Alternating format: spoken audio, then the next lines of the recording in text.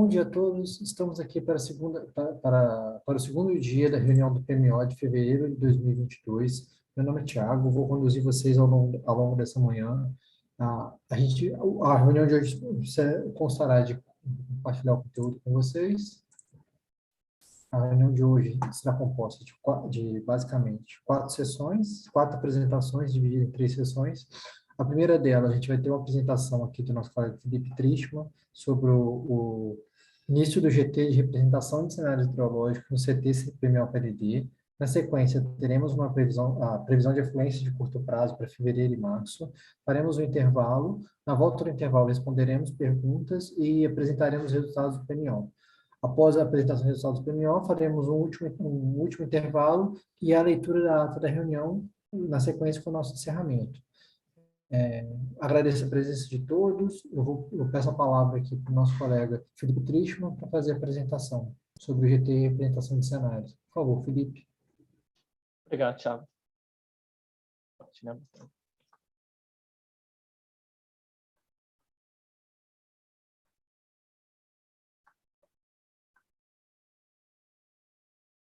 Todos estão vendo minha tela? Perfeitamente, Felipe. Pode seguir. Ok, obrigado. Bem, bom dia a todos. Meu nome é Felipe Tristman. Trabalho aqui na gerência de metodologias e modelos energéticos e vim aqui comunicar o início das atividades do Grupo de Trabalho de Representação de Cenários Hidrológicos, que é um GT dentro do Subcomitê de Modelos Satélites, que está inserido no CT PMO-PLD, né? Que é um comitê que busca aumentar as discussões acerca do aprimoramento dos modelos e dados utilizados tanto no PMO, programação diária, e também na formação do PLD. Bem, a motivação da criação desse GT é que, atualmente, né, os estudos recentes, tanto internos quanto externos, têm indicado a necessidade de aprimoramentos nos modelos que representam as vazões, de forma a torná-los mais aderentes à realidade e projetar cenários mais verossímeis. Além disso, com o aumento da complexidade da matriz energética, também tem demandado algumas alterações nas modelagens, de forma que essa representação das afluências sejam mais precisas, tanto na previsão pontual, previsão determinística, mas também nas incertezas associadas às vazões no horizonte semanal e mensal, tanto no decomp. E, além disso, né, então, esse GT ele tem como objetivo aprimorar os modelos satélites utilizados para previsão e geração de cenários nos horizontes de curto, médio e longo prazo, e assim trazendo aprimoramentos para o planejamento e programação da operação e também na formação de preços, de forma que eles estejam mais próximos da realidade operativa. Esse GT será coordenado por mim, Felipe Tristman, aqui do ONS, e pelo Rodrigo Moraes, da CCE. E assim como o GT de dados hidrometeorológicos, a ideia é que o GTCH ele tem uma atuação mais perene, que ele seja contínuo e que englobe todas as atividades referentes à modelagem hidrológica, tudo que seja referente aos modelos satélites, estejam aqui dentro desse GTCH. Então, nós teremos uma primeira reunião semana que vem, no dia 4 de fevereiro, às 9 horas. Nós iremos enviar os convites em breve, com o link da reunião. E nessa primeira reunião, nós iremos apresentar os objetivos desse GT e o cronograma de atividades proposto, né? Para esse primeiro ciclo, nós temos 3 atividades elencadas aqui, e o foco da primeira reunião será nessa atividade aqui, na primeira atividade, que será a FT SMAP. Então, essa primeira reunião terá a seguinte pauta: a gente vai fazer uma abertura, passar pela motivação, os objetivos da criação desse GT e apresentar a proposta de atividades com os seus respectivos cronogramas. Então, nós teremos FT-SMAP, que será o foco, a primeira atividade a ser abordada nesse GT. Teremos também o uso do modelo SMAP ONS em horizonte estendido, no modelo IDECOMP, para o primeiro mês operativo.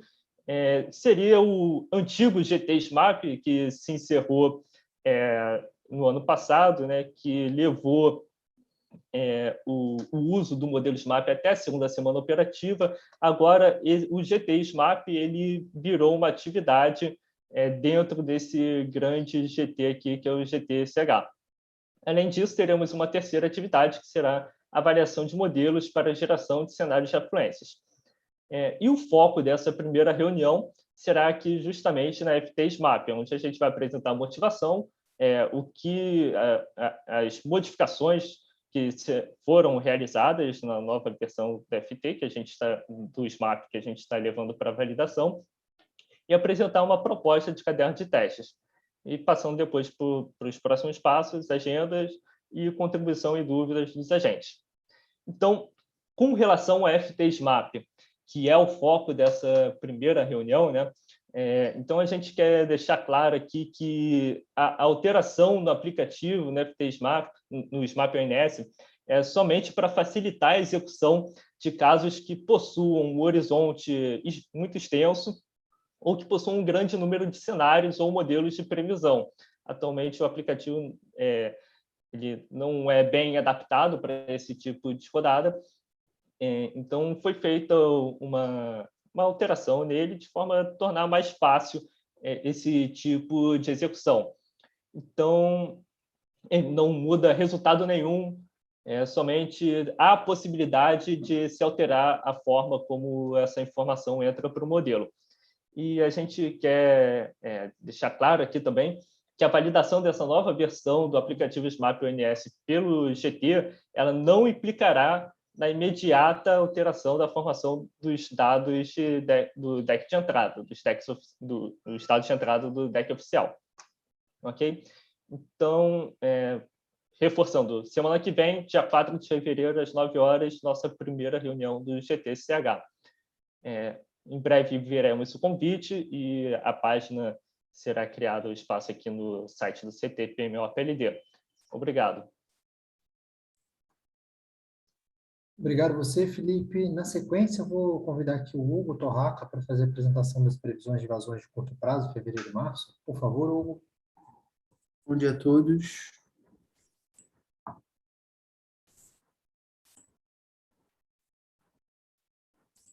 Então,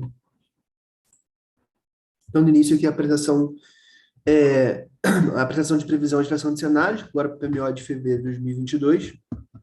Sobre o sistema Sudeste, lá no PMO a gente está vendo 96%, né, bem próximo da MLT. Já na revisão 1, ele já se levou um pouco acima da MLT e ficou estável ali em 105, 106, né, agora com fechamento em 108, o 32º maior histórico do nosso histórico de 92 anos, onde teve um Sudeste, a previsão estável ao longo do mês, ali, bem próximo do 100% da MLT. Então, para o próximo mês, a gente teve, em relação a essa previsão, né, a gente teve que logo no início do mês uma subida na Saena, então, aquele 96 já virou um pouco acima de 100%, né, devido a esse, logo nas primeiras semanas já teve esse início, e agora a gente está em uma recessão nessas últimas 2 semanas, a chuva não tem se configurado tanto na região do Sudeste. Então, nessas 2 últimas semanas agora de janeiro, teve uma queda, então essa queda levou ao patamar mais baixo, daí agora no fevereiro, e ao longo de fevereiro a gente volta a subir um pouco, e aí fica em 96% da média histórica, o 43º menor do histórico, uma previsão bem próxima em termos de MLT que a gente estava prevendo lá no PMO de janeiro. Na Aparecida do Grande, né, como eu falei já, a gente teve essa elevação bem acentuada no início e meio do mês, né, então depois a gente já vem em recessão, mas a gente tem uma perspectiva de previsão de chuva aí nas próximas 2 semanas, que fazem a vazão se elevar e voltar acima da média histórica aqui na segunda semana. Depois ela se mantém nesse patamar, descendo aí ao longo depois de fevereiro, que é o comum já. A gente já viu que a média histórica de fevereiro já é um pouquinho mais baixa de janeiro, e a de março aqui no final já é um pouquinho mais baixa de fevereiro, já aí mostrando que fevereiro e março as vazões começam a descer já na bacia do Grande. Para a bacia do Paranaíba, o cenário é um pouco diferente. A chuva ela não consegue fazer uma elevação das vazões. Apesar de ter chuva praticamente o horizonte todo, essa chuva ela não tem forte o suficiente para poder elevar as vazões. Também teve um pico de vazão muito acentuado aqui no início meio do mês, para a bacia do Paranaíba, e essa chuva aqui não consegue elevar as vazões, simplesmente ela mantém essa recessão, estabiliza a recessão que a gente está vendo no Paranaíba, então o Paranaíba fica o mês inteiro abaixo da média histórica também. Para o Tietê, a gente vê uma elevação muito grande agora na semana prevista, a gente tem chuva logo aqui nos primeiros dias, lembrando que a cabeceira do Tietê é extremamente rápida, então quando a gente tem uma chuva ali na cabeceira, a montante de Barra Bonita, então a gente tem causa esse pico muito elevado de vazão na bacia do Tietê, então a gente está vendo aí essa elevação muito acentuada no Tietê, que é característica da bacia, a gente vê que o Tietê tem um hidrograma bastante nervoso mesmo. Então tem essa elevação, e na segunda semana, apesar da chuva continuar, não é suficiente para manter esse pico extremamente elevado no Tietê, e aí tem uma queda na ENA e depois fica estável ali um pouco acima da média histórica. No Paranapanema, a gente já tem uma chuva que faz a gente ter uma elevação aí nas 2 primeiras semanas. O Paranapanema vem mal, se a gente olhar aqui no nosso gráfico, desde o início de dezembro, a gente vem com o Paranapanema abaixo da média histórica, e agora tem essa perspectiva de chuva no Paranapanema nas próximas 2 semanas, que faz a gente cruzar o 100% da média histórica no Paranapanema, e depois a gente fica o mês inteiro acima da média, rumando para a média também, mas também acima da média. No Paraná acaba sendo reflexo disso, a gente tem chuva na incremental do Itaipu, a gente tem também chuva aí no Paranapanema, no Grande, que vão influenciar no Paraná como um todo, então a gente tem essa elevação no Paraná nas próximas semanas, ele passando o mês todo praticamente ali em volta da média histórica, com previsão mensal de 97%. Para o subsistema sul, a gente continua com a gente teve o mês inteiro de previsões baixas, a gente começou o PMO com 40%, foi descendo, revisão 1, revisão 2, na revisão 3, teve essa subida para 38%, agora estimando 35%. A gente vai ver nos gráficos de ENA que teve uma chuva ali do meio para o final do mês, agora de janeiro, que deu essa pequena elevação na média mensal do sul, que vinha muito baixo de 30% na previsão mensal, e aí subiu um pouquinho, não que esteja bom, mas agora aí perto dos 40%. Então, como eu estava falando, essa elevação aqui, no dia 15 a 21, causou essa recuperação dos valores mensais do sul que a gente estava prevendo. Para o próximo mês, a gente prevê ainda dezenas baixas, em 40%, a gente vê uma pequena recuperação aqui no final. O modelo Shokasha acaba, sempre quando está um patamar muito baixo, ele acaba dando essa pequena elevação, muito raro ficar extremamente baixo, por tanto tempo o modelo acaba sempre dando essa elevação para o sul. Lembrando que o sul sempre tem essa amplitude grande que a gente vê, a incerteza associada ao sul é muito alta, devido aos fenômenos meteorológicas e as condições geomorfológicas da bacia que acabam potencializando esses eventos de chuva. Então, para o Iguaçu, como a gente falou, teve essa subida aqui, né? Não, a gente nem previu essa chuva que foi mais elevada do que estava na previsão inicial, então a gente teve essa subida no Iguaçu. Essa semana a gente já está numa recessão e as próximas semanas, apesar dos eventos de chuva, também a gente mantém essa recessão, não é o suficiente para a gente subir as endas do Iguaçu. O Uruguai, muito parecido em termos de observado, a gente vê também essa elevação aqui, que a gente não contabilizou, não estava prevista, acabou sendo um pouco mais alto. Em termos de megawatt, não é nada, é muito grande, mas aqui no gráfico fica mostrando essa subida. Então, para o Uruguai, como a bacia está mais rápida que o Iguaçu, esse evento aqui de chuva logo nos primeiros dias, dá essa pequena elevação, depois a gente entra em recessão na bacia do Uruguai, com previsão também muito baixa ao longo do mês, 26% da média histórica. Para o subsistema Nordeste, a gente começou o mês já com o PMO com 123, então logo na revisão a gente subiu para 159, logo no início do mês a gente teve aqueles eventos de chuva muito elevados na região de cabeceira do São Francisco, ali Montante, Três Marias, também pegou o Vélez, que é Jusante Três Marias, mas bem aqui na cabeceira, né, bem antes de chegar em Sobradinho, e aí a gente teve essa elevação já para 159%, e aí ficamos aí na faixa de 150, agora 148, e caiu um pouquinho para 143. Então, a gente teve, né, a gente vê que na revisão 1 a gente já estava dando esse indicativo, apesar da ENA só estar subindo agora no Nordeste, lá na revisão 1 já conseguiu dar esse indicativo, porque com essa chuva da bacia de Três Marias ali e na cabeceira do São Francisco, era só água na cara que o CEPING propagou, então a gente já sabia que essa água chegaria a Sobradinho, como está chegando agora. Então, a gente vê essa elevação agora no final do mês, fruto daquela chuva do início do mês, e aí também essa água ainda está chegando, a gente vê ele se mantendo nesse patamar, e ao longo de fevereiro essas ondas começam a descer, à medida que a gente já está observando essa recessão também acontecendo nas cabeceiras do São Francisco.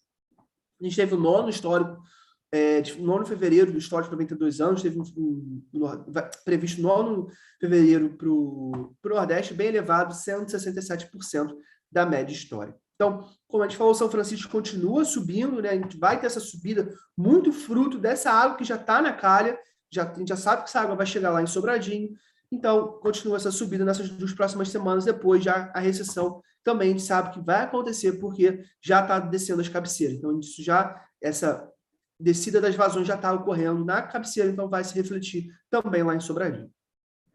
No subsistema norte, ao longo do mês, a gente sempre foi subindo a nossa previsão mensal. Se a gente vai olhar agora no Tocantins, a gente vê que a gente sempre ficou com a previsão um pouco mais baixa do que aconteceu. Foi uma elevação muito grande do Tocantins, mas sempre observado um pouco acima do previsto. Então, a gente teve essa elevação no norte, agora, nessas últimas semanas, teve uma descida, e aí a gente mantém esse patamar em torno de 25 a 30 mil megawatts, 124% da média histórica, o 18º fevereiro histórico, ainda bem alto o norte que teve um período, iniciou-se bem cedo, né? Lá a gente já teve o Tocantins com valores bem altos desde dezembro, manteve agora em janeiro, fevereiro continua alto, a previsão inicial não é no patamar de percentual histórico tão elevado, mas é bem alto ainda para o norte.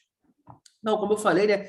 A gente teve aí, desde o início aqui aqui no final de dezembro, de uma subida muito grande do Tocantins. A gente pegou esse sinal, mas a amplitude foi maior ainda do que a gente estava prevendo. Mas essas últimas 2 semanas já tem tido essa descida. E aí a gente prevê esse patamar aqui do Tocantins ainda acima da média histórica, mas mais próximo da média histórica, com 106% no mensal. Em termos de SIM, a gente acaba aí dando destaque aqui para o São Francisco, continua com a previsão acima de 120% da MLT, aí um destaque negativo, o Sul continua mal, e o Paranaíba acaba ficando um pouco abaixo de 80%. Nessas 2 primeiras semanas, como a gente falou, a chuva está mais para a região aqui do Grande, Tietê, Panema, Incremental de Itaipu, ela não fica tão para dentro do Paranaíba, então o Paranaíba acaba ficando com a previsão mensal abaixo de 80%, um pouco abaixo de 80%, mas fica aí pintado como abaixo de 80%. No resto das outras bacias, nenhum grande destaque. Então, aqui em termos semanais, como a gente já falou, né, o subsistema Nordeste bem alto e caindo depois da segunda semana, o Norte estável e no finalzinho dá uma breve queda, o Sudeste em torno de 100%, e o Sul aqui no finalzinho dando uma leve recuperação, mas nada muito grande. Em termos de amplitude, normalmente a gente sempre acaba falando da amplitude do Sul, né? Dessa vez aí a gente está vendo essa amplitude no Nordeste. A gente está com um valor bem elevado no Nordeste e acaba gerando uma amplitude no Nordeste um pouco mais elevado do que a gente costuma ver, mas se deve aos patamares da ENA. O Norte sempre, apesar da média, está acima de 100% da MLT, o Norte sempre com esses limites bem achatadinhos, e o Sudeste em torno de 100% da média e 120 a 74%. O limite que a gente sempre vê ali no Sudeste, ele sempre com essa abertura mais ou menos. Em relação ao cenário de vazão, então foram gerados 50 mil ruídos no GVASP depois que foram agregados para 143 cenários. Então, para o Sudeste, a gente vê a maioria dos cenários aqui, né, em torno da média ou um pouco abaixo da média, que é o que a gente tem, o que é o reflexo desse mês, um pouco abaixo da média. Então, ele fica com cenários, a maioria dos cenários por aqui. Já o Sul, como a gente vem de meses muito ruim, né? Lembrando que essas barrinhas aqui são a média histórica, então a gente vem consecutivamente abaixo da média histórica, a maioria dos cenários fica abaixo da média histórica, né? Apesar de ele conseguir ver cenários acima da média histórica, o que não é de se espantar, dado a incerteza associada ao subsistema Sul, que pode acontecer realmente, apesar da baixa probabilidade, cenários acima da média histórica. Para o Nordeste, como a gente vem de janeiro, fevereiro, extremamente acima da média histórica, a gente acaba também tendo os cenários em março, a maioria deles acima dessa média histórica no GVASP. E no Norte, como igual ao Nordeste, como a gente tem mais cenários já, e a gente vê que desde dezembro o Norte acima da média histórica, a maioria dos cenários em março acompanha isso, ficando acima da média histórica. Bom, era isso que eu tinha para apresentar. Agradeço a atenção. Obrigado, Thiago.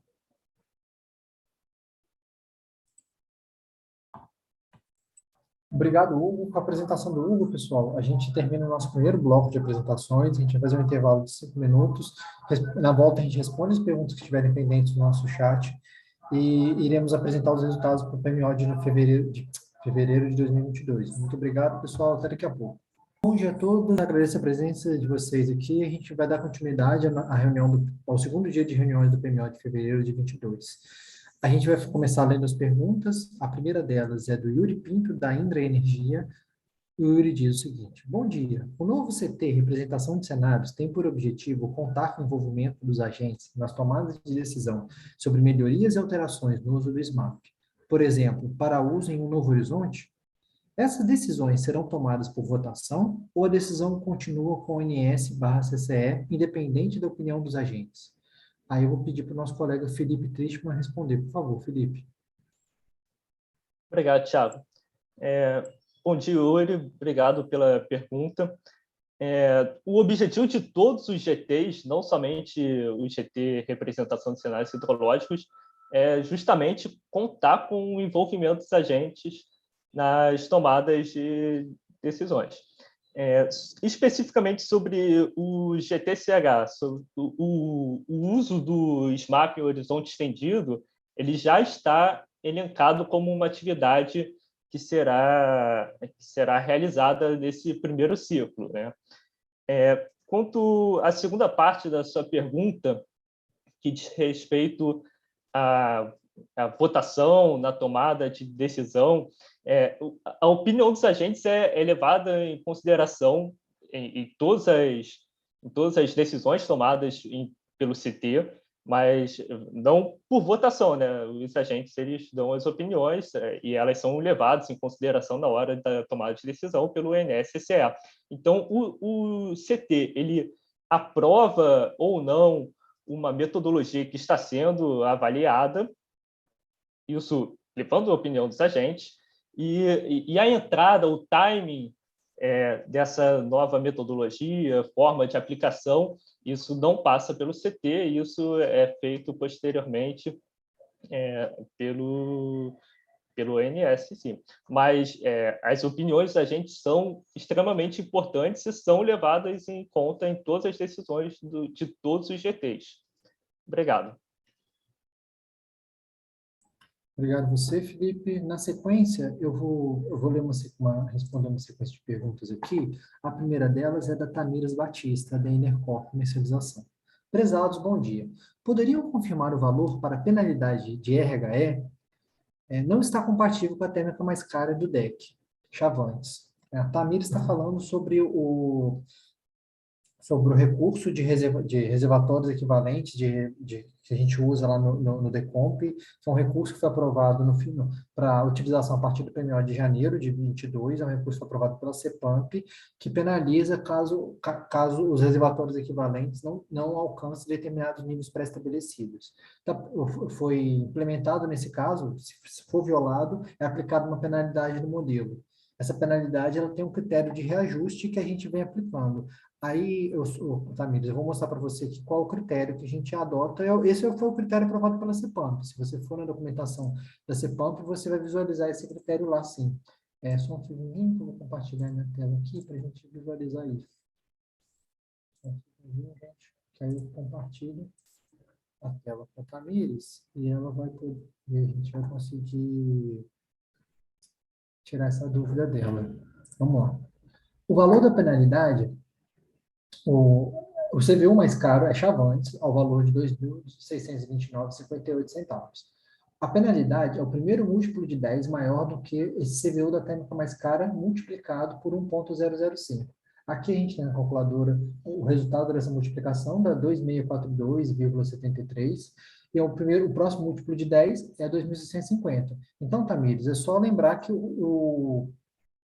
a metodologia de cálculo é essa, aprovada pela CEPAMP, e a gente aplicou direitinho. Só uma observação, é diferente, a metodologia do RHE, do Decomp, é diferente do VMAP do Newwave. Só esse destaque que eu gostaria de fazer. Eu não tenho agora de pronto a metodologia do Newwave, mas a do Decomp é essa, e a gente seguiu direitinho. Se for olhar lá no deck, está 2.650 sim.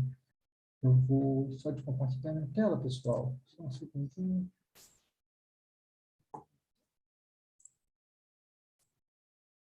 Eu descompartilhei, então. Eu acho que Tiago, acho que não compartilhou, pelo não menos. compartilhou, né? Tá, desculpa, gente. Eu fui comentar aqui com vocês e não compartilhei. Foi isso, desculpa. Eu que fazia tempo que não compartilhava minha tela, acabei cometendo uma gafe. Vamos lá, só vou compartilhar ela de novo. Deixa eu apertar 2 botões e apertei um só. Recapitulando, a penalidade é o primeiro múltiplo de 10, maior do que o CVU da térmica mais cara. O CVU é esse valor aqui, 2.629. A gente multiplica por 1,005 e encontra quem é e desse resultado, dessa multiplicação, deu 2.642, arredondando para o próximo múltiplo de 10, deu 2.650. Então, é isso daí, Tamires. O valor que está lá no deck é 2.650, foi assim que a gente chegou nesse valor. Peço desculpa aí por não ter compartilhado a tela no momento certo. Obrigado, Daniel, por ter me avisado. Eu vou seguindo aqui nas perguntas. A próxima é da Agatha Moraes, da BP Comercialização. Prezados, bom dia. Para nós, não ficou muito claro como será representado o aumento das linhas FNESE no DEC. Como o aumento está previsto para o mês de março, por que já não foi representado agora? Além disso, ele será representado no DEC de março, já em março, ou só a partir de abril? Agatha, a gente olhou no deck, não está muito claro, não. O limite de FNES, ele tá igual ao do mês anterior. A gente não entendeu muito bem a sua questão, não.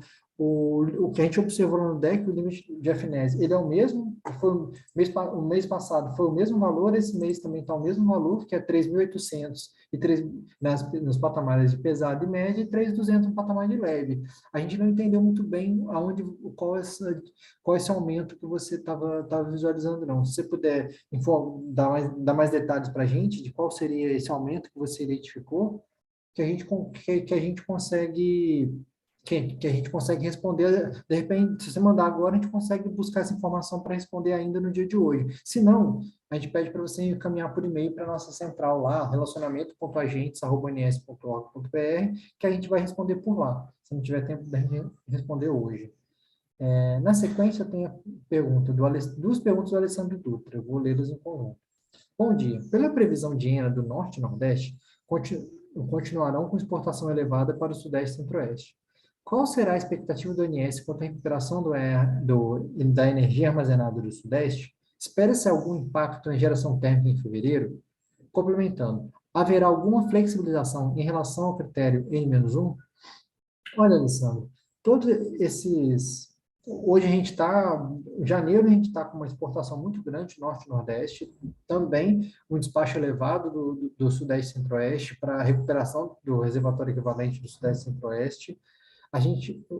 A decisão da manutenção desse despacho térmico e da eventual flexibilização para o critério N-1 são decisões tomadas pelo CMSE. Hoje teremos reunião técnica do CMSE e na quarta-feira, dia 2 de fevereiro, teremos uma reunião ordinária. Tudo isso vai ser deliberado lá, Alessandro. O que a gente sabe é que, de fato, olha, a gente continua com a ENA do Sudeste, desculpa, a ENA do Norte e Nordeste, exportação máxima para Sudeste e Centro-Oeste, e a recuperação do Sudeste continua sendo uma meta. Lembrando que a gente tem as curvas de referência, que a gente disponibilizou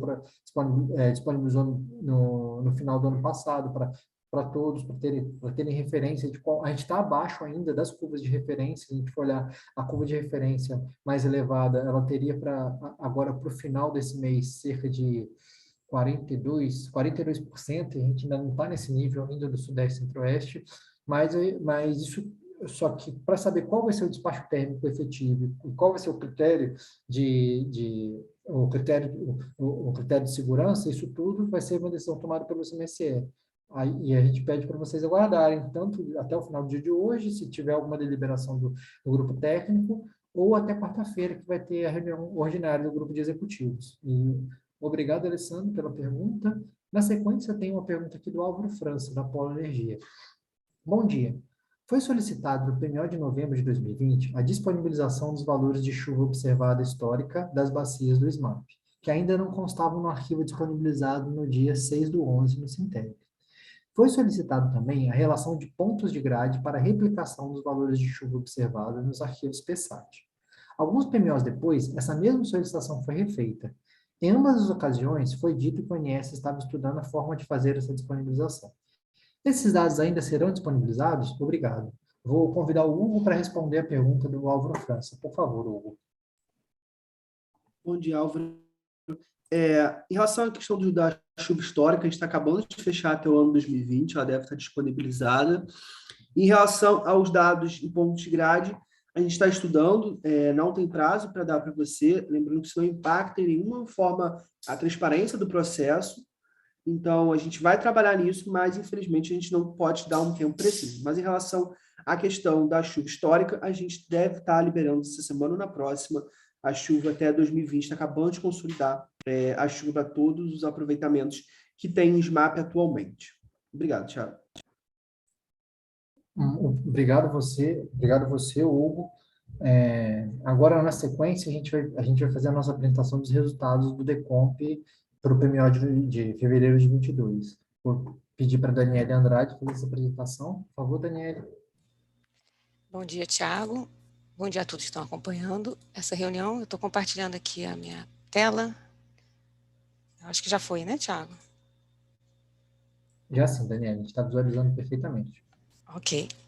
Bom, então vamos direto aqui aos resultados do PMO, né, a simulação com o modelo Decomp. A agenda para essa apresentação está mostrada aqui nessa tela, né? Vamos dar uma passada rápida aqui nos principais dados de entrada e, em seguida, apresentar os resultados do CMO, armazenamento, despacho térmico e informações adicionais. Então, começando aqui só um resumo, né, do que a gente até viu hoje na apresentação do Hugo, em termos de energias naturais afluentes. Nós temos aí uma previsão de valor esperado para o Sudeste de 96% da MLT, no Sul 40%, Nordeste 167% e Norte 124% da MLT na média mensal.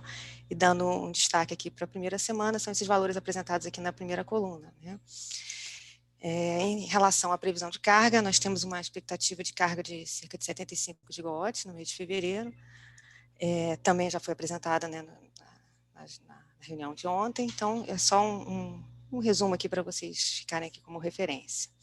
Então, dados esses condicionantes, né, de entrada, a gente simulou o Decomp.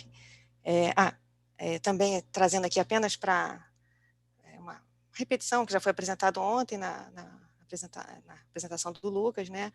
Não tivemos declaração de importação de energia pela República da Argentina, tivemos declaração apenas pelo Uruguai, tanto pela Enel quanto pela Eletrobras, um total de 285 megawatts, e os CVUs apresentados aqui variando muito pouco em relação ao que a gente tinha de oferta para a semana passada. Isso aqui também é só um lembrete para ficar aqui registrado para vocês, que já foi apresentado ontem. Bom, então, entrando de fato aqui nos resultados do Decomp, tivemos uma simulação onde a gente observa a equalização dos CMOs das regiões sul-sudeste, em R$ 13,25 na primeira semana, e das regiões norte-nordeste em R$ 0,00 por megawatt-hora, também nessa primeira semana. Nessa tabela, a gente apresenta os CMOs das 5 semanas operativas, mas a gente dá destaque sempre ao CMO da primeira semana, porque nas próximas reuniões semanais a gente vai apresentar uma revisão desses valores a partir da revisão das premissas de carga, disponibilidade e hidrologia. Com destaque aqui que com esses CMOs, assim, a gente teve a desequalização entre o Norte, Nordeste e Sul-Sudeste. A gente pode observar aqui nesse diagrama esquemático à direita que o limite do bipolo Norte-Sudeste foi atingido nos 3 patamares de carga. Também tivemos o limite ali fictício para o Sudeste, nos 3 patamares de carga sendo atingido, sendo que da carga leve foi na leve conjuntural apenas, e o somatório da FNS mais FNS também nos 3 patamares de carga, né, sendo que na carga leve também o conjuntural. Portanto, a gente tem esse desacoplamento entre Norte, Nordeste, Sul, Sudeste, gerando esses CMOs apresentados na tabela. Em relação à energia armazenada, aqui nessa tabela abaixo, nós apresentamos o valor inicial de armazenamento. Então, o Sudeste parte de 40,3% da energia armazenada. Ao final de cada semana, a gente apresenta aqui os valores estimados, né, simulados aqui com o Decomp. Ao final da primeira semana seria 43,1% para o Sudeste. Ao final da última semana, que seria dia 4 de março, é 56%. A gente apresenta aqui na penúltima coluna o valor do final de fevereiro, uma interpolação entre, né, dado que o final de fevereiro fica entre a quarta e a quinta semana, chegando então no final de fevereiro a estimativa de chegar a 54% de energia armazenada. Já na região sul, a gente parte de 34,2%. No final dessa primeira semana, a expectativa é de redução do armazenamento, chegando a 32,8%, e no final do mês, mantendo em torno de 32%, 32,3% da energia armazenada. Na região nordeste, a gente tem, partindo de 72,6% da energia armazenada, chegando ao final do mês com 79,3% da energia armazenada. Na região norte, saindo de 86,9% da energia armazenada e chegando a 95,7% da energia armazenada. Bom, com esse panorama de custos marginais de operação, né, a decisão do despacho térmico indicada pelo modelo DECOMP para a primeira semana se manteve na casa dos 4 gigawatts médios, né? Esse gráfico, na parte de cima, a gente apresenta esse despacho desagregado por subsistema e por tipo de despacho, se é de restrição elétrica, inflexibilidade ou ordem de mérito. Então, com o semiós na casa de R$13, não teve despacho por ordem de mérito em nenhum subsistema. E tivemos, basicamente, inflexibilidade, né, um pouquinho de restrição elétrica para compor esses 4 gigawatts de geração térmica estimada para a primeira semana. Para as demais semanas, a expectativa também é desse despacho da ordem de 4 gigawatts, variando em função da alteração de flexibilidade e disponibilidade declarada pelos agentes térmicos. Apenas relembrando que esse despacho é meramente indicativo, né, o despacho mesmo por ordem de mérito é dado pelo modelo D100, né, na programação diária. Aqui ainda em despacho térmico, a gente apresenta essa tabela que também é apresentada nos relatórios que vão sair daqui a pouco, logo mais, a partir de meio-dia, que é a apresentação do despacho por usina, por subsistema e desagregado também por patamar de carga e tipo de titulação, né? Então, essa tabela fica aqui apenas para consulta, depois vocês poderão ter acesso também nos nossos relatórios. Então, tem o total aqui para o Sudeste, Centro-Oeste, para a região Sul, e no próximo slide aqui para a região Nordeste e para a região Norte, aberto por usina. Em relação às usinas movidas a GNL, que tem aquele despacho comandado com 2 meses de antecedência, nós observamos um benefício a GNL na região Sudeste de R$ 11,52 nos 2 primeiros patamares de carga, né, pesada e média, na carga leve é R$ 11,45. Já na região Nordeste, o benefício a GNL ficou em centavos, 67 centavos, nos 3 patamares de carga. Sendo assim, né, não existe comando, né, por ordem de mérito para essas usinas de Santa Cruz, Luiz Ormelo e Porto Sergipe, dado que o CVU dessas 3 usinas é bem superior a esse benefício de despacho para essa semana que se inicia no dia 2 de abril de 2022 e vai até o dia 8 de abril. Entretanto, né, para as usinas de Santa Cruz e Luiz O.R. Melo, apesar de não estarem despachadas por ordem de mérito, o ONS já comanda seu despacho antecipado para essa mesma semana, que vai do dia 2 ao dia 8, por garantia energética. Para Porto Sergipe, a gente mantém sem o comando, né, como já vem sendo feito desde as últimas semanas, não está sendo mais comandado o despacho por garantia energética para Porto Sergipe. Bom, em relação à apresentação de informações, era isso que eu tinha. Temos aqui só algumas informações adicionais, né? Toda sexta-feira a gente abre o fórum para envio de dúvidas sobre o DEC preliminar. Esse fórum está aberto até meio-dia. O DEC foi publicado ontem à noite, no finalzinho da noite, e estamos aqui à disposição para tirar dúvidas ou eventuais esclarecimentos. Não tendo nenhum questionamento, logo em seguida, após meio-dia, a gente publica o DEC definitivo do DECOMP no Sintegre. Além da publicação, né, de solicitações ali no fórum, né, a gente está sempre à disposição aqui na gerência de programação mensal, através do e-mail pmo@ons.org.br e também através da nossa central de atendimento, pelos canais relacionamento.agente@ons.org.br ou pelo telefone de estado aqui. Tiago, eu agradeço a atenção e devolvo a palavra para você. Obrigado, Daniele. A gente encerra agora o nosso penúltimo bloco. Aí, na sequência, a gente vai voltar respondendo as perguntas que foram enviadas no nosso chat e fazer a leitura da ata e o encerramento. Muito obrigado, pessoal. Até daqui a pouco. Bom dia a todos, mais uma vez. Estamos aqui para mais um bloco. A gente tem algumas perguntas para responder antes da leitura da ata. A primeira delas é o complemento lá da nossa colega Agatha Moraes, da PP. Bom dia, Thiago. Sobre a pergunta do ganho de FNES, me referi ao ganho que foi mencionado ontem devido às linhas de Serra Pelada, Miracema e Juscelino Itabira. Vamos lá, tá muito bom. Obrigado pelo seu complemento. A gente, nesse ínter, a gente pesquisou o motivo dessa diferença mesmo, o que a gente tem para trazer para vocês. Qual é o nosso critério para a entrada de obras? Se a obra entra até o dia 1º por exemplo, caso março, se ela entra até o dia 1º de março, a gente considera a obra toda no a gente considera a obra para calcular o limite de março. Nesse caso, essas obras entram, pelo cronograma do DMSE, uma dessas obras entra no dia 8 de março e a outra entra no dia 15 de março. Então, todas elas entram depois do dia 1º. Nesse caso, o critério que nós usamos é o seguinte: nesse caso, a obra entrou depois do dia 1º, então a gente não considera ela para o mês de março. Ela só vai ser considerada para o limite de abril, por exemplo. Acho que assim a gente responde qual o critério que a gente responde a sua pergunta. O critério que a gente usa é sempre esse: o primeiro, se entrou até o dia 1º, aí ela vai ser considerada. Se não, qualquer dia após o dia 1º, a gente desconsidera ela para cálculo de limites. Isso sempre respeitando o cronograma do DMSE, o programa que foi fechado no DMSE, que nesse caso foi 8 de março para uma linha e 15 de março para outra linha. Obrigado, Agatha, pela pergunta. Temos alguns avisos aqui. Eu vou até do Guilherme Oliveira, da Ampere, e do Humberto Moraes, da Prime Energy.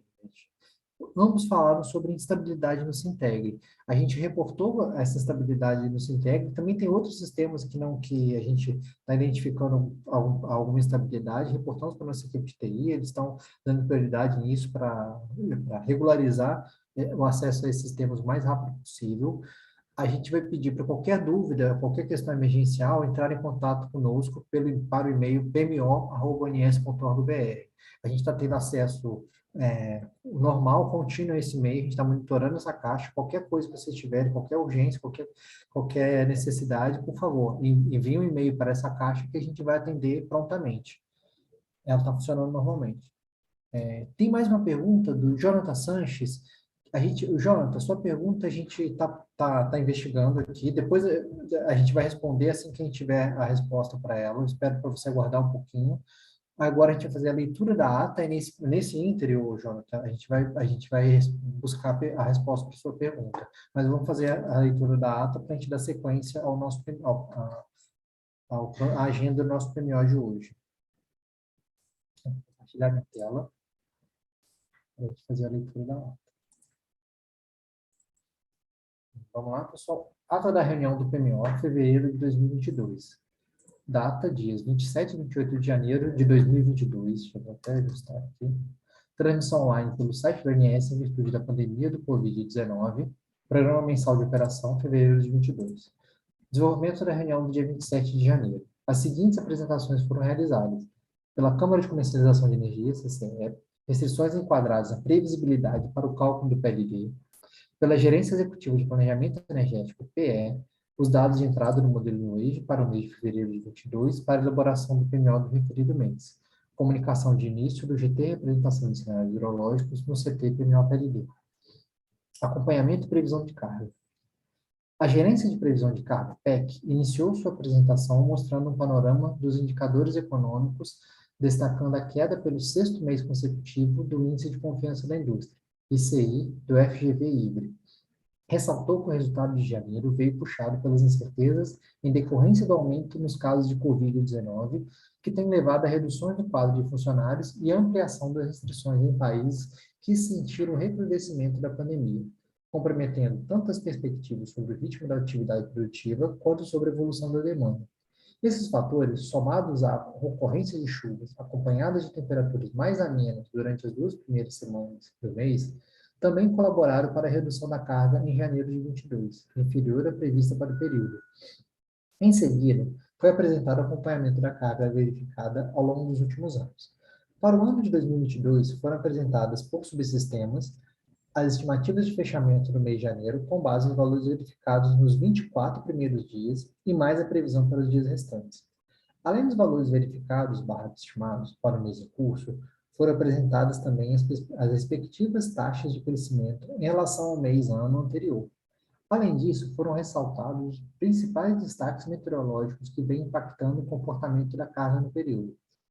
Finalizando, foram apresentadas as previsões consolidadas por subsistema para os meses de fevereiro e março de 2022, consolidados no PMO de fevereiro de 2022, sendo as mesmas comparadas com valores previstos no Plano 2022-2026. Pela Gerência Executiva de Planejamento Elétrico, PL, principais alterações de limites elétricos, PMO, curto prazo, fevereiro de 2022.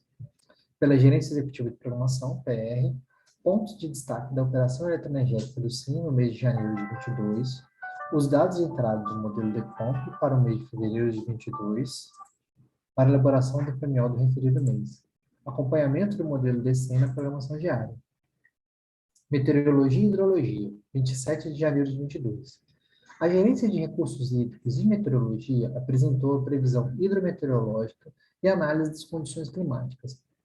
A apresentação foi iniciada com informes sobre o retorno do modelo SMWF no processo de previsão de precipitação por conjunto a partir do PMO de março de 2022. E o ONS passará a divulgar o processo sombra da previsão por conjunto assim que o histórico de 134 dias, sem falhas, dos 3 modelos estiver disponíveis. A primeira quinzena do mês de janeiro foi marcada pela passagem de uma frente fria pelas regiões sul e sudeste, que originou um novo episódio da zona de convergência do Atlântico Sul, mantendo o padrão de precipitação sobre as bacias hidrográficas das regiões norte e nordeste e em parte das regiões sudeste e centro-oeste. No decorrer da segunda quinzena do mês, esse padrão mudou, com a precipitação passando a ocorrer na forma de pancadas isoladas sobre essas regiões, com valores variando entre abaixo e próximo à média semanal. O mês terminará com precipitação acima da média histórica na bacia do Rio São Francisco e nas bacias da região norte, e com anomalia negativa nas demais bacias de interesse para o SIM. As capitais brasileiras apresentaram valores de temperatura mínima variando entre a média e acima da média histórica. Em relação à temperatura máxima, as capitais apresentaram temperaturas dentro da média, com exceção de Porto Alegre, São Paulo e Campo Grande, que apresentaram temperatura máxima acima da média. A configuração sinótica observada no mês de dezembro desfavoreceu as gerações eólica e solar, principalmente durante a primeira quinzena, com a atuação da zona de convergência do Atlântico Sul. Climatologicamente, os meses de fevereiro, março e abril são marcados pela redução gradual do volume de chuva na faixa central do Brasil, especialmente nas bacias do subsistema Sudeste e Centro-Oeste. A zona de convergência intertropical se aproxima da faixa norte do Nordeste, ocasionando precipitação e perturbação nos ventos, o que diminui a geração eólica dessa área gradativamente. Nas bacias da região sul, o volume de chuva se mantém constante. O fenômeno La Niña, o resfriamento das águas do Oceano Pacífico Equatorial, segue bem caracterizado. Na última semana, a anomalia de temperatura no Ninho 3.4 foi de menos 0,8 graus Celsius. A atmosfera segue acoplada ao fenômeno, com os ventos alheios em superfícies e ventos de oestes em altos níveis intensificados, e radiação de onda longa negativa sobre a Indonésia. O fenômeno vai enfraquecer nos próximos meses, e a transição está prevista para meados de outono, no trimestre abril, maio e junho. A probabilidade é de cerca de 50% de La Niña e cerca de 50% de neutralidade. Dadas as condições climatológicas atuais e previstas, o indicativo para o próximo trimestre é de maior probabilidade de chuva abaixo da média na região sul e acima da média no extremo norte do país. Na faixa norte do Nordeste, onde é esperada a atuação da ZECIT no período, os modelos também prevêem chuva abaixo da normal climatológica. Para as demais áreas do país, a previsibilidade é baixa e a maioria dos modelos não indica anomalia significativa, indicando que fenômenos climáticos de menor previsibilidade e duração devem ser acompanhados com regularidade no período. MJO, Oceano Atlântico, modulação anular sul, etc. O MJO, no caso, é a oscilação de Madden-Julia. Em relação à temperatura, os modelos climatológicos indicam condição de temperatura acima da média para o sul do Brasil e em torno da média para as demais áreas. Foram apresentados os hidrogramas com as precipitações média, verificada e média prevista pelos modelos, bem como as vazões verificadas dos últimos dias e as vazões previstas resultantes do modelo SMAP-ONS para a primeira e segunda semanas operativas do mês de fevereiro de 2022. Bacias dos rios Grande, Paranaíba, Tietê, Paranapanema, Iguaçu, Uruguai, Jacuí, Capivari, Itajaí-Açu, Paraná, São Francisco, Tocantins, Madeira, Telespires, Xingu, Paraguai, Doce, Mucuri, Jequitinhonha e Paraguaçu.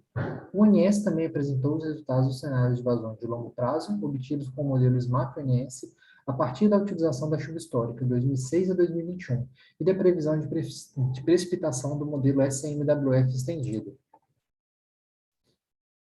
28 de janeiro.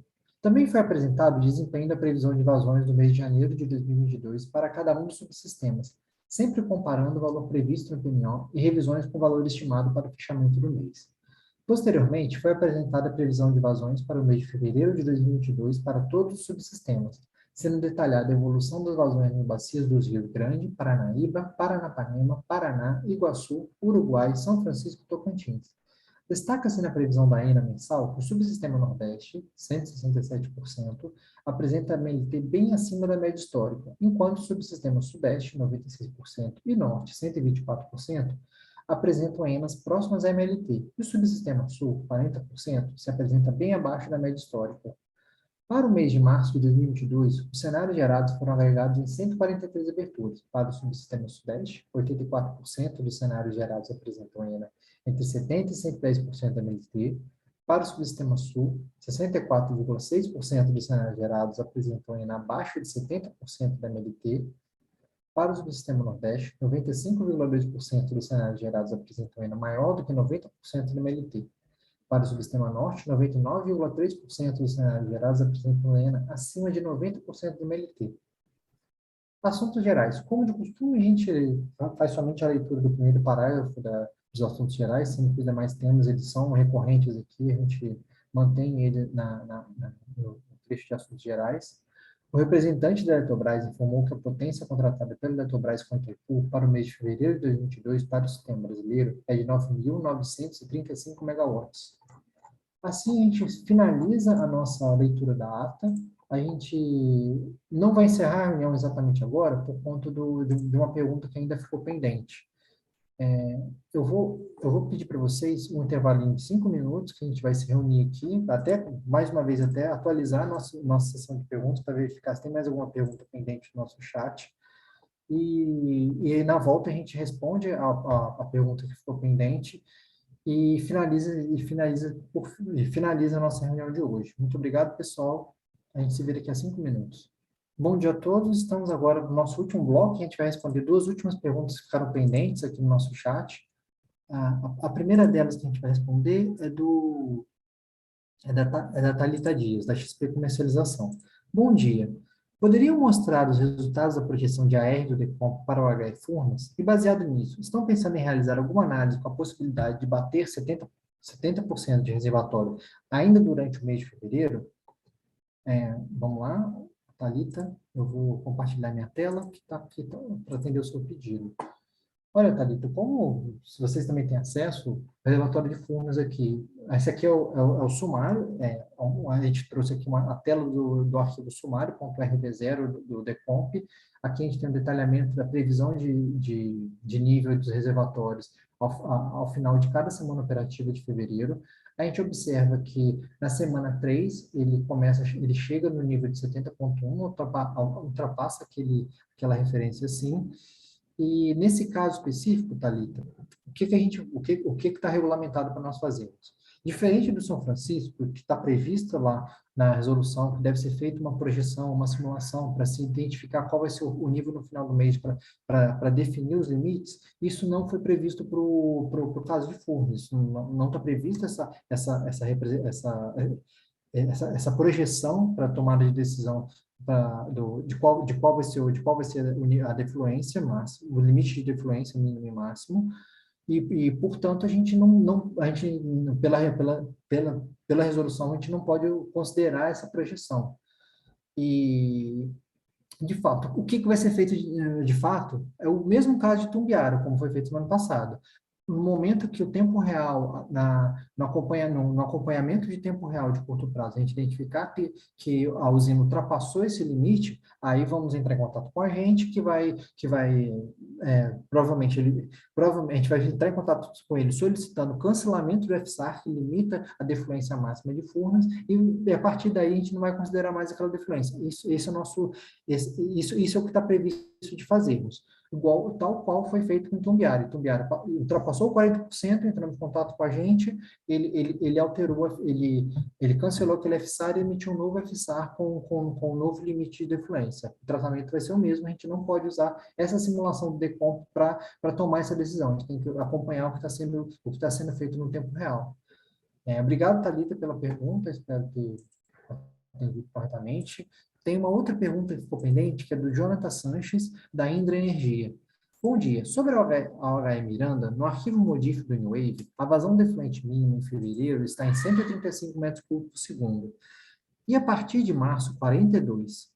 Por que no DEC preliminar do DECOMP, o valor correspondente ao segundo mês dessa restrição, HQ 193, etapa 6, está incompatível com o New-Wave e foi declarado com 0 metros cúbicos por segundo de mínimo? Vou pedir aqui para o Wellington nos ajudar a responder a pergunta do Jonathan. Por favor, Wellington. Bom dia, pessoal. Bom dia, Jonathan. Obrigado, Thiago. Então, de fato, nós temos uma FSA, né, que vai de novembro a fevereiro, é uma FSA sazonal de 135, e aí sempre fica a dúvida, né, o que colocar depois de fevereiro até outubro, qual FSA, qual valor colocar. O New Wave necessita da vazão mínima. E quando você não quando você não tem essa informação, ele vai buscar no IDRE, lá tem um campo de vazão mínima, né, que o valor informado lá é de 42. Então, para ficar compatível os dados do IDRE, nós colocamos a FSA de 135, que vai de novembro a fevereiro, e colocamos o 42, que já é o valor do IDRE, né, para ele retornar para o IDRE, porque é uma VASMINT, então ele é temporário, ele necessita para poder ter o período fim. Aí nós colocamos de fevereiro, que é o valor do IDRE, de 42 de março até outubro. Então, esse 42, na verdade, o respaldo dele é a vazão mínima que consta no IDRE. Ok, Thiago? Obrigado, Wellington. Com essa questão que o Wellington acabou de responder, a gente completa todas as perguntas que estavam no nosso chat. A gente tem outras, só para dar um retorno para todo mundo, temos mais comentários que o Sintegre está fora do ar. Sim, o Sintegre, a gente está com algum problema de conexão de alguns aplicativos nossos, tanto interno quanto externos, eles estão com instabilidade. Um deles é o Sintegre, vocês vão ter dificuldade um pouco. Eu peço paciência de vocês porque a gente vai, assim que possível, a gente vai normalizar o nosso sistema, nossa equipe de TI já está atuando para isso. Reforçando, se tiverem qualquer dúvida, precisarem de qualquer urgência, comentários, dúvidas, envie para o e-mail pmo@ons.org.br, a gente está monitorando esse e-mail o tempo todo, qualquer necessidade, entre em contato conosco por lá, que a gente vai atendê-los da melhor forma possível. Assim, dessa forma, eu encerro a reunião do PMO de fevereiro de 2022, agradeço a presença virtual de todos aqui, que estão aqui, agradeço o apoio de todas as equipes do ONS que se comprometeram a apresentar da melhor forma possível todas as informações para esse PMO, e, mais uma vez, desejo a todos aqui um ótimo final de semana, um mês de fevereiro que logo se abre muito bom. E um abraço, pessoal. Até a próxima semana, na reunião semanal de programação, ou até o próximo PMO de março. Obrigado, pessoal. Até mais.